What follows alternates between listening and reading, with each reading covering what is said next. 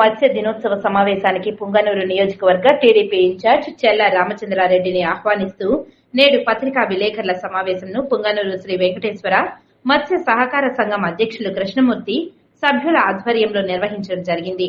ఈ కార్యక్రమంలో భాగంగా మత్స్య సహకార సమావేశం ఆహ్వానానికి కరపత్రాలు, గోడ పత్రికలు ఆవిష్కరించారు. ఈ సందర్భంగా వారు మాట్లాడుతూ ఈ నెల 10 బుధవారం ఉదయం బిఎంఎస్ క్లబ్ నందు టీడీపీ ఇన్ఛార్జ్ చల్లా బాబు మరియు కూటమి నాయకులు ముఖ్య అతిథుల ఆధ్వర్యంలో మత్స్య దినోత్సవాన్ని జరుపుకుంటున్నామని, ముఖ్యంగా ఈ సమావేశంలో బెస్త కులస్తులకు ప్రభుత్వ సహకారం, సంక్షేమ పథకాలను గూర్చి తెలియజేస్తూ బెస్త కులాల కుటుంబాలకు ప్రభుత్వం అండగా ఉంటూ ఆదుకోవాలని కోరుతూ సమావేశాన్ని ఏర్పాటు చేస్తామని తెలిపారు.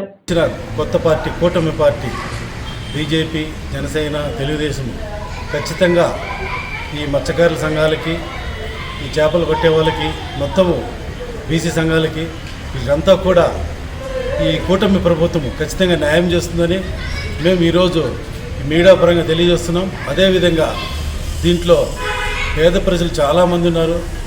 వాళ్ళకి ఖచ్చితంగా పనిముట్లు ఇచ్చి, వాళ్ళకి కావాల్సిన ఫండ్స్ ఇచ్చి, వాళ్ళకి కావాల్సిన ఫ్యామిలీలకు కూడా, చిన్నపిల్లల చదువులకి, మళ్ళీ వాళ్ళ కాలేజీలో అమ్మాయిలకి అబ్బాయిలకు కూడా సహకరించాల్సిందిగా ఈ ప్రభుత్వాన్ని మేము కోరుతూ కూటమి తరఫున మేము మీకు తెలియజేస్తున్నాం. రాబోయే కాలంలో బెస్తలకు, మత్స్యకారులకు అందరికీ ప్రభుత్వం వారు ఇచ్చిన హామీలన్నీ మాకు ఆదుకుంటారని చెప్పి మిమ్మల్ని మేము ప్రార్థిస్తూ ఉన్నాము.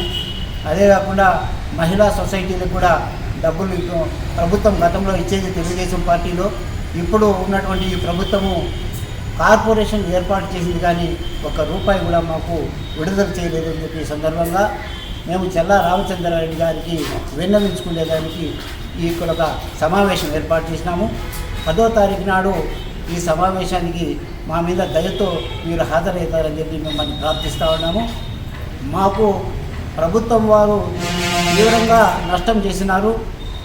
చెరువులంతా కలిసి ఇక్కడ కబ్జా చేసి మాకు మత్స్య సంపదను ఉత్పత్తి లేకుండా చేసి మాకు తీవ్రమైన నష్టం కలిగించినారు. మత్స్య భరోసా కూడా ఈ లేకుండా గత ప్రభుత్వం మమ్మల్ని నానా విధాలుగా అష్టకష్టాలు పనిచేసిందని చెప్పి ఈ సందర్భంగా మేము చెల్లా రామచంద్రారెడ్డి గారికి దయతో విన్నవించుకుంటూ ఉన్నాము.